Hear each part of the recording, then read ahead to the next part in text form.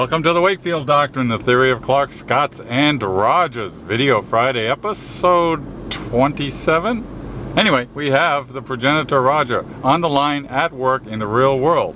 Hello, Roger. Who may have to hang up at any second. Who may have to hang up at any second. This is breaking news. This is on the go. Damn, how exciting is this thing?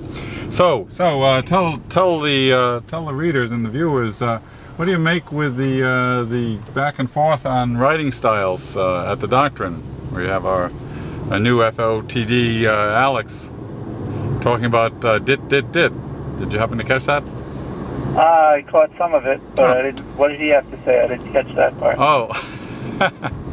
Sorry. That serves us for. All right, that's. That is how a Roger would deal with a Scott, isn't it?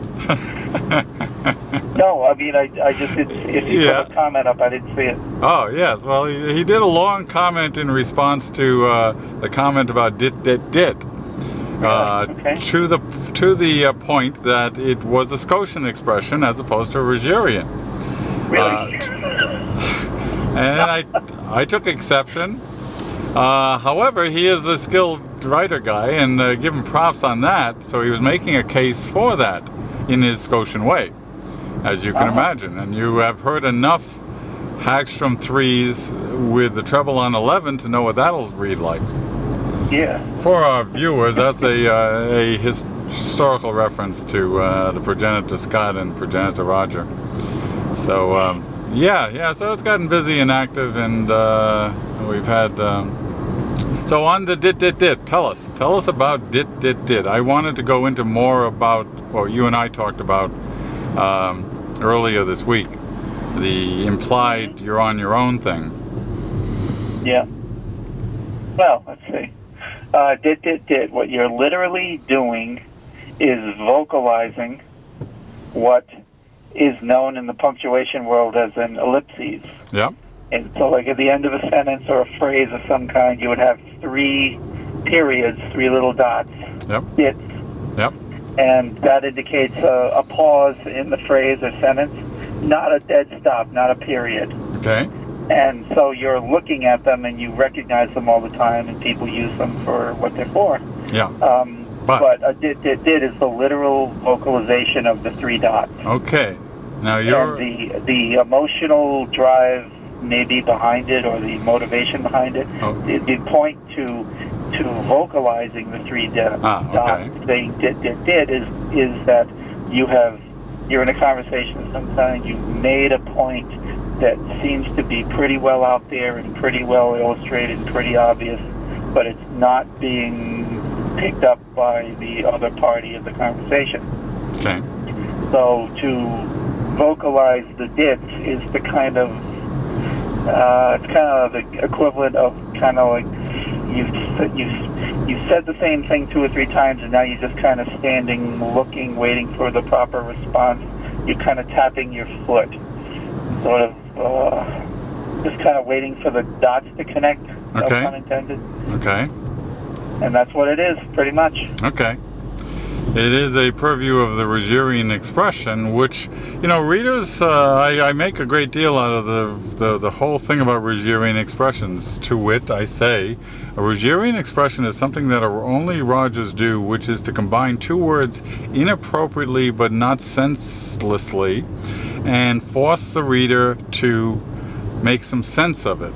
But forcing in a Rogerian way, which is to leave it in the middle of the living room and walk away. You're not like a Scott where you grab the person by the scruff of the neck. You just leave it in the middle of the damn living room rug, and you can't help but trip over it. What's up with these Rogerian expressions? You remember the very first one at the dinner, the formal dinner given for professors at URI. I tell that story in the Doctrine. Yes.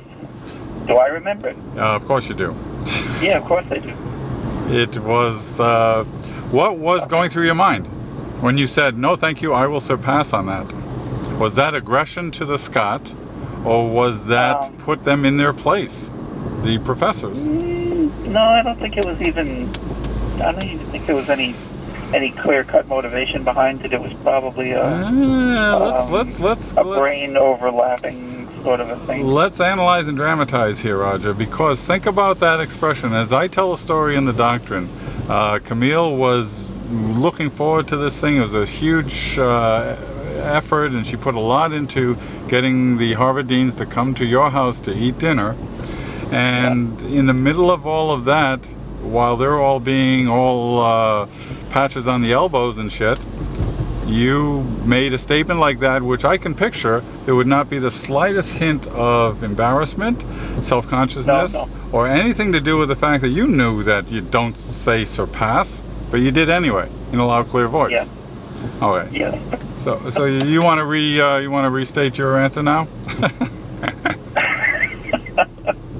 On cross-examination. I've spent too much time in court lately. Yes. Would you care to restate your? Remember, you're under oath. Restate your answer about is that a Rogerian version of aggression?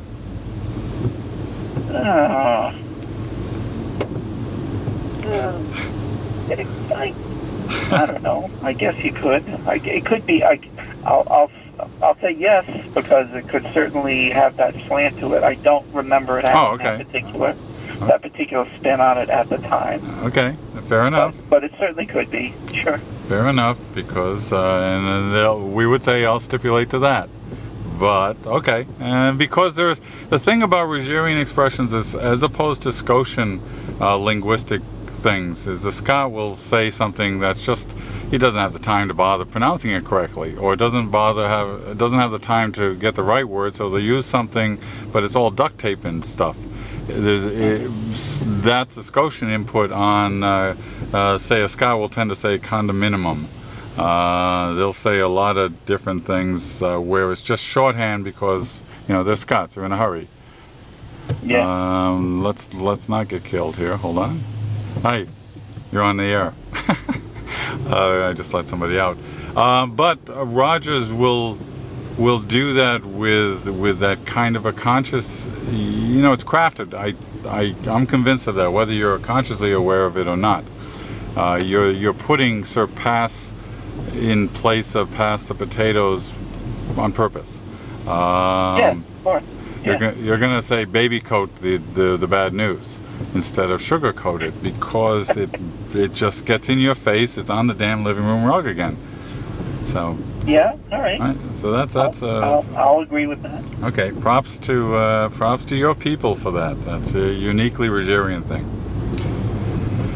Okay, we'll be back after the short break. Click.